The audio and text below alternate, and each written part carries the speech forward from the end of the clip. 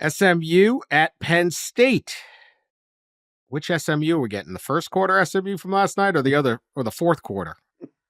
Kevin Jennings is a wizard for SMU. Yeah. Oh, boy. I don't recall a player who's better at looking like he's going to run and then stop on a dime and throw a pass. This kid must have been a hell of a point guard. It was like it was crazy watching some of these plays. Penn State lost to Oregon, but showed the offense. It was a decisive loss. Or it wasn't certainly a last second play, but they acquitted themselves fairly well. They get the home game. There may not be a better home environment in football, but they also have James Franklin carrying the mantra of can't win the big one. And a playoff game counts as a big one. SMU isn't a traditional power. So this one fascinates me. Winner gets Boise. It's fascinating. You're right. Kevin Jennings has got some Cam Ward in him, I think, where he can make plays off script like few people. He has a feel. He has a knack. He also can make mistakes because he's always trying to keep the play alive and make the big play. And he had a lot of turnovers coming into that game, and he had 2 in the first quarter that put him way behind the 8 ball. But then the comeback, whoo!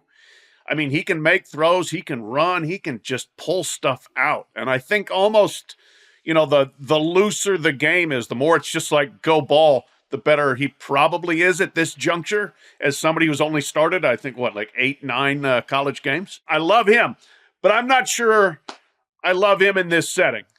You've got Abdul Carter chasing you. It's going to be probably incredibly cold. You will have 105,000 people, up your ass. And I think that Penn State home field advantage is probably going to have an effect here. So eloquent.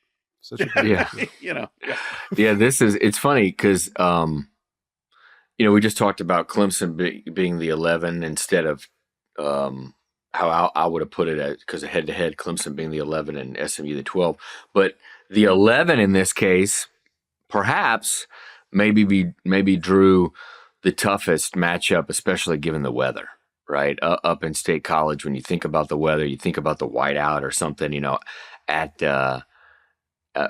is this one no, this one's not at night, huh? This was at noon. So it won't be at night. Yeah, it won't be at night there in Happy Valley, but still tough. Of all the first round, matchups, this one appears, at least for the traveling party, to be maybe the most difficult one, factoring in the weather and you got a Dallas team going up to the mountains of Pennsylvania, and you got a team in Penn State that just went blow to blow pretty well with Oregon. I mean, they were behind the whole game, but they kept answering, and offensively, they seemed to be,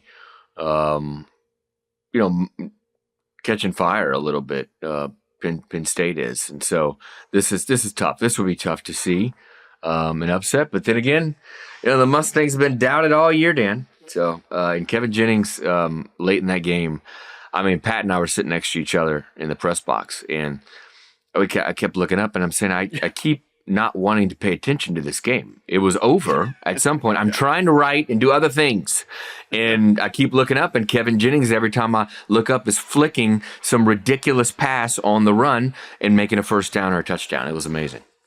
Yeah. One other thing there, the committee did not bow to what would have been the ratings bonanza and the brand name bonanza of having Alabama at Penn State. They went with what the teams they thought should be there, and so we get SMU Penn State, which I think is going to be a fun game. But can you imagine Alabama Penn State? That would draw a number. That would draw a number.